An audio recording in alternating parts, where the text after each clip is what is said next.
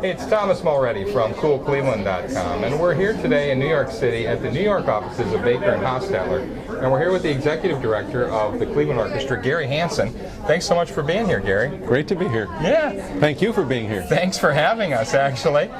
We're in the middle of a corporate reception that Baker and Hostetler is hosting for the Cleveland Orchestra. Right. Talk about the relationship between Baker and Hostetler and the Cleveland Orchestra, because it goes back a long ways. Oh, it goes back an awfully long way.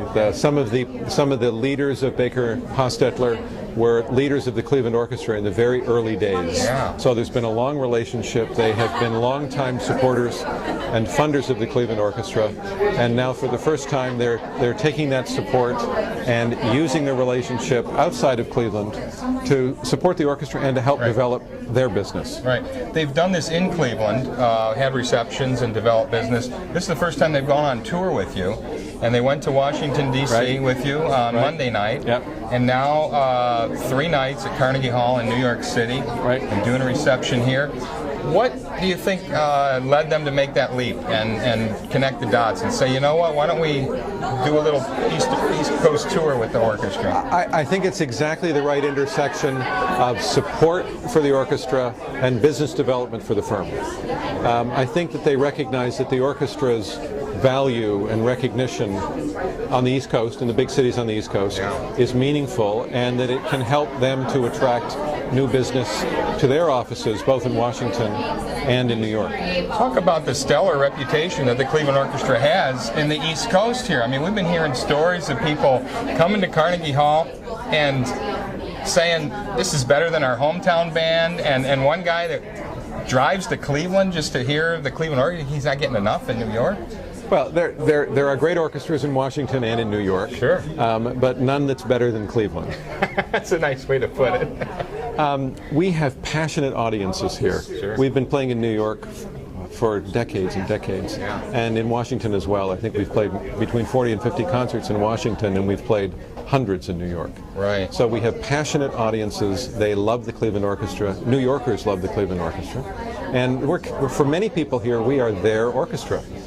There are Tribe fans in New York too, in case you didn't notice. That's right, and Browns backers and the whole thing. Exactly. And you got your Cleveland Orchestra. They have a name for the Cleveland Orchestra fans in New York, or Cleveland Orchestra fans. Great.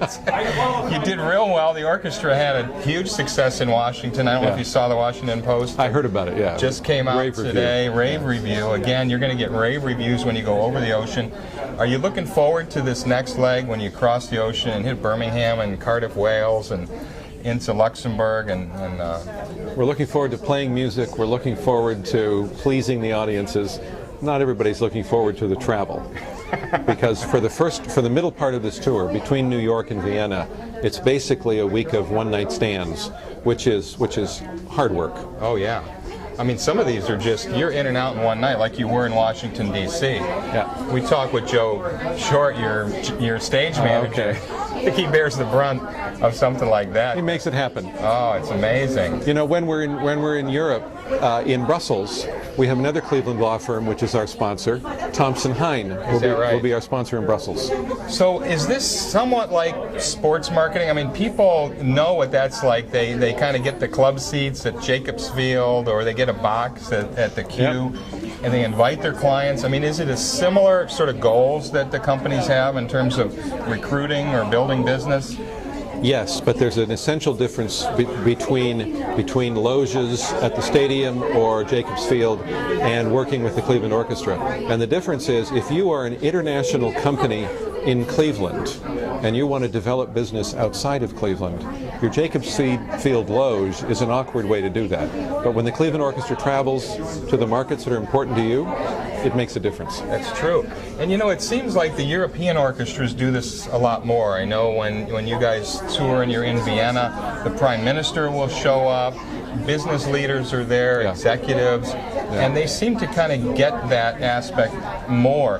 What kind of message can we give to some of the other corporations that are wondering, is this right for us? Is this the kind of thing we'd like to get into? Because you've got some great success now with a couple of corporate partners that are really making it happen. Yeah, at one time or another, most of the major companies in Cleveland who do business internationally have associated themselves with a tour.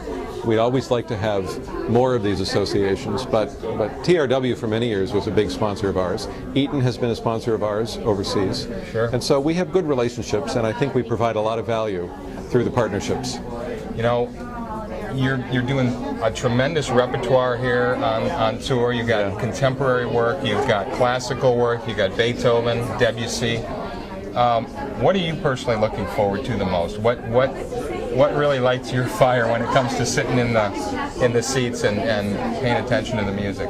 Well, I have to confess that tonight's performance of the 5 orchestral pieces by Matthias Pincher it's 10 years old, it's modern music, but it's a masterpiece.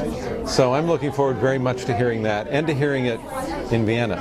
Oh. Now we're playing Beethoven 7 tonight, we're playing Mahler's Second Symphony tomorrow night, both of which are blockbusters. But it's very interesting to hear the Cleveland Orchestra play pieces like the Pincher. Well, that's fantastic. And the fact that you can excel across the board, bring glory to the name Cleveland, just like our sports teams are now, whether they're in the playoffs. And so congratulations. It's great to see the Tribe on the front pages of the national papers. Isn't it nice? Yeah, absolutely. I just saw it on the ticker down on the street, and it was big rolling by. I had to stand there for 5 minutes and read the whole thing, you know. Did you shoot it with your camera? I did. I got some nice shots. Good for you. Good. Maybe you can run it on this interview. Sure. All right. Thanks for talking with us. Thank you. Good luck on the tour. Thank you. Thank you. Hey, it's Thomas Mulready from CoolCleveland.com. Have a great week in Cool Cleveland.